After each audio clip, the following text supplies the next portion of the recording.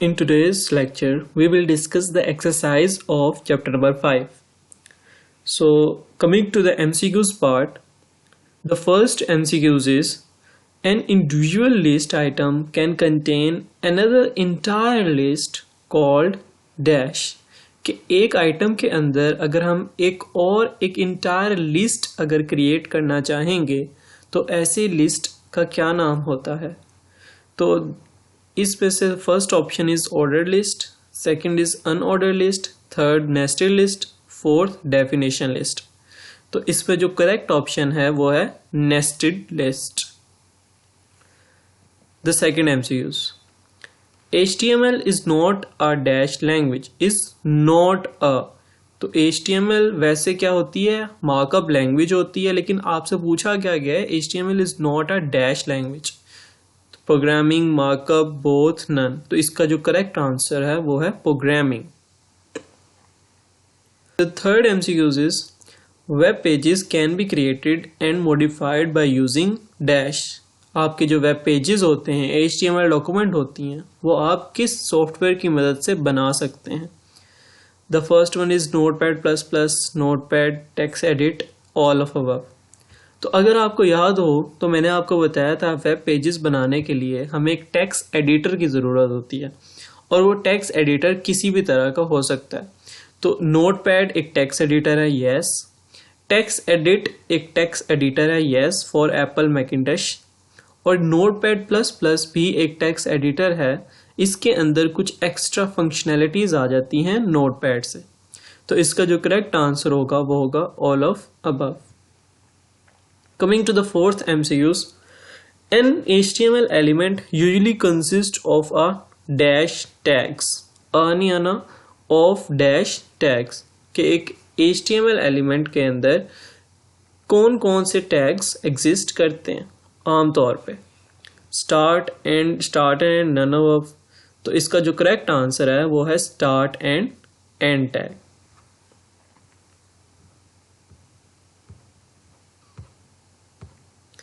Coming to the fifth MCQs, the dash element is a container for metadata।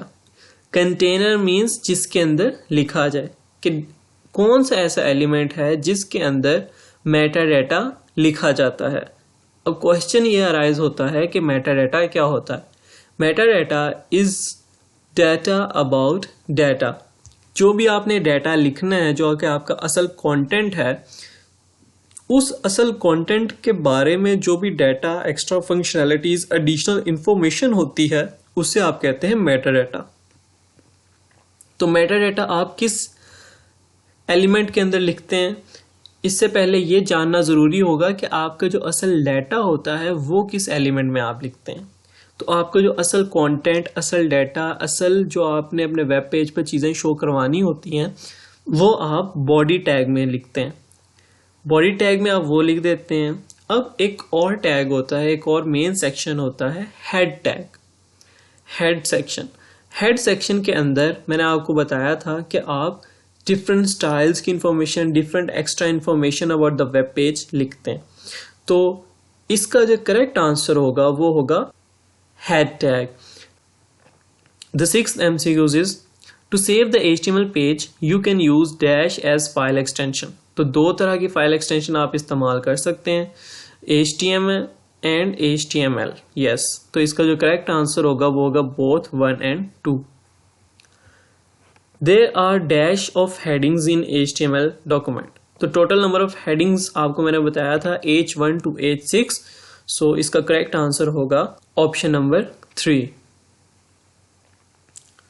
Dash tag is used to display data in tabular form.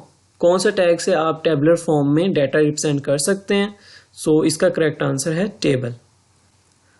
A hyperlink can be applied to image, text, both A and B।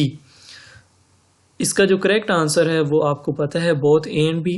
Hyperlink आप image पर भी apply कर सकते हैं और text पर भी apply कर सकते हैं। In body tag dash is use to make a picture of a background image of a web page. Body tag के अंदर अगर आपने कोई भी बैकग्राउंड इमेज लानी हो तो आप किस तरह से लाते हैं, कौन सा टैग इस्तेमाल करते हुए लाते हैं। BG background BG image both 1 and 2। तो इसका जो करेक्ट आंसर है वो है बैकग्राउंड टैग। बैकग्राउंड टैग से आप बैकग्राउंड इमेज चेंज कर सकते हैं।